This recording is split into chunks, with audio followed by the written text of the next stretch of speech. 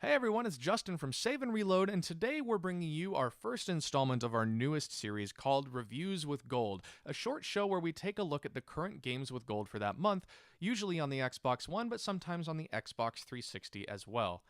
The first game we're going to be featuring in Reviews with Gold is called Max the Curse of Brotherhood, a puzzle platformer on the Xbox One, Xbox 360, and PC.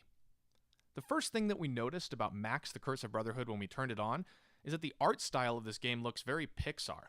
And actually, it's not even just the art style. The music, the mood, the tone of the game all feels kind of like a Pixar movie. And honestly, if I didn't know otherwise, I would think Pixar maybe made this game. Although, that's definitely not true. We found that out very quickly after a small bit of research.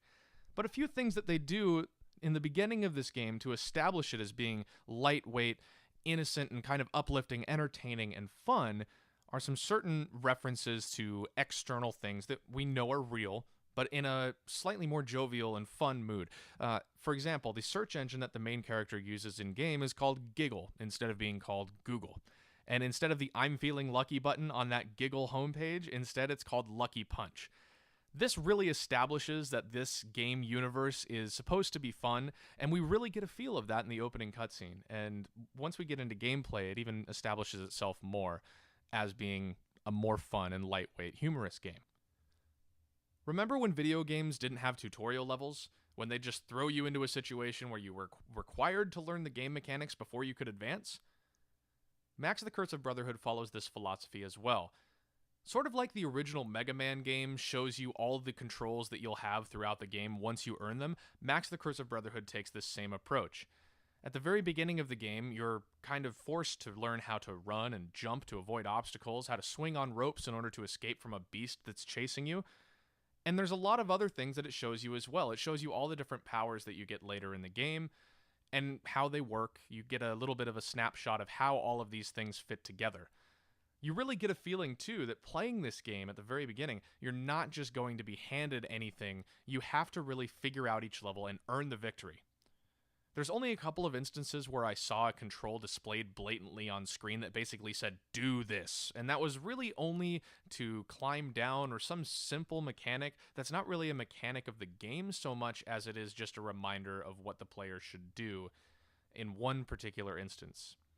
One thing that was essential for this game in order for it to be good, to be fun to play, is that the controls are very, very tight and easy to control. That's essential for any platforming game, and Max the Curse of Brotherhood at the beginning of the game is no stranger to this.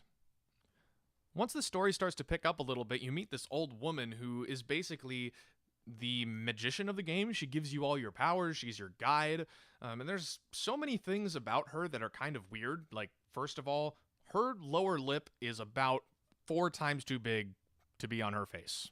She looks really, really odd. For some reason, all the characters in this game look somewhat normal. I mean, Max looks normal, his brother looks normal, and then you have this floating old woman doing yoga in midair who just has the weirdest looking mouth I've ever seen, and then she disappears. So, yep, there we go. And that's the old woman. That's literally almost all we see of her the entire game. But she basically, to give you a short version of this, crawls into a pen that she then uses to demonstrate and deploy all of your powers for the rest of the game. So that's the old woman, and that is the weirdest part of Max the Curse of Brotherhood in the second level of the game. And there we go. So on a more serious note, as the game progresses, you do end up getting more and more powers as you play through. You start by getting the ability to build dirt pillars. Then you start being able to build branches that you can shape into different shapes. You can get vines that hang down from the ceiling that you can swing on and climb on. You can unlock fireballs that you shoot at things to unblock obstacles. You gain water tunnels that you can shoot through the air with ease. However, remember when I said earlier that this game had really nice controls and that's what made it so good? That's what made it feel great? Well, this part of the game, where you end up drawing things in order to navigate your environment, it's literally half the game, and this half of the game feels very, I don't know, not tight, not well controlled. I mean, there's a couple things like the dirt pillars, they feel fine. The vines feel fine because really you don't have to make those a certain shape or anything like that.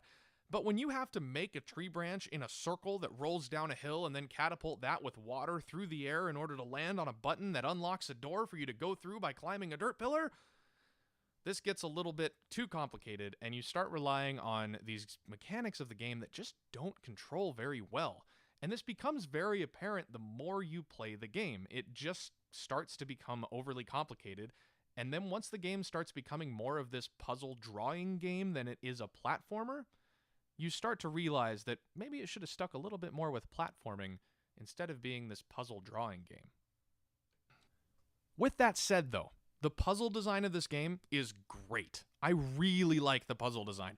All the puzzles really feel purposeful. There's a lot of meaning behind each one, and there's some of those in there that really have that feel that you get maybe playing like the Portal game for the first time, where once you figure it out, it's like, oh, I get it now. But before, it's just, oh, I hate this level. This is terrible. This is impossible. It's stupid. I hate this game. Whoever made this is an idiot. This game feels a lot like that at some points, which honestly to me is the good part of a puzzle game. When you get frustrated at it, you have to throw the controller down and get back to it later, and then eventually you have that light bulb moment where it just feels so much better to have figured it out. So Max the Curse of Brotherhood's puzzle design is awesome. If only it had the controls to be good too. But that's beside the point. I mean, really, when you're playing this game, you're less focused on the controls once you get used to them and sort of how clunky they feel sometimes. And you start to really get into the game. You start to really get into the momentum of it and solving things and figuring out how the designers of each level were thinking by solving their puzzles. So what's my verdict? Well, Max the Curse of Brotherhood is definitely worth playing, especially for free. If it's a game with gold, that means it's free. That's the best part of games with gold. This is a game that you should definitely take the time to play, albeit the controls sometimes leave a little bit to be desired, as I said, but overall the game's a lot of fun, and especially if you're a fan of achievements, 100%ing this game is not out of reach, that's for sure. So the game itself feels very good. The art design is absolutely great. The set design of each skybox and everything like that just looks absolutely great. The music feels very fitting. The level and puzzle design just all feels purposeful and designed around a central concept of discovery and learning. The game itself overall is just extremely fun to play, and I'd recommend it to anybody who's ever been a fan of platforming. And I would say for anybody that's even played something like maybe even a Mario game, you might like this game too, regardless of your age, your gender, anything. I mean, it doesn't matter. This is a game for boys and girls of all ages. I really feel like you should play Max the Curse of Brotherhood. I just have one question for the developers. Why is this not on the Wii U? This game is made in a way that would be perfect on the Wii U, where you draw things. Like with the giant pencil on the screen, you can do that in this game. Why am I restricted to using an Xbox controller? It's not nearly as good. Anyway. This game might come out for Wii U later, but it's on the Xbox One, the Xbox 360, and the PC at this present moment, and it's free on the Xbox One. If you have an Xbox One, I implore you, go get this game. It will be well worth your time. I'm Justin. This has been our first installment of Reviews with Gold at Save and Reload. Thank you very much, and we'll see you next time.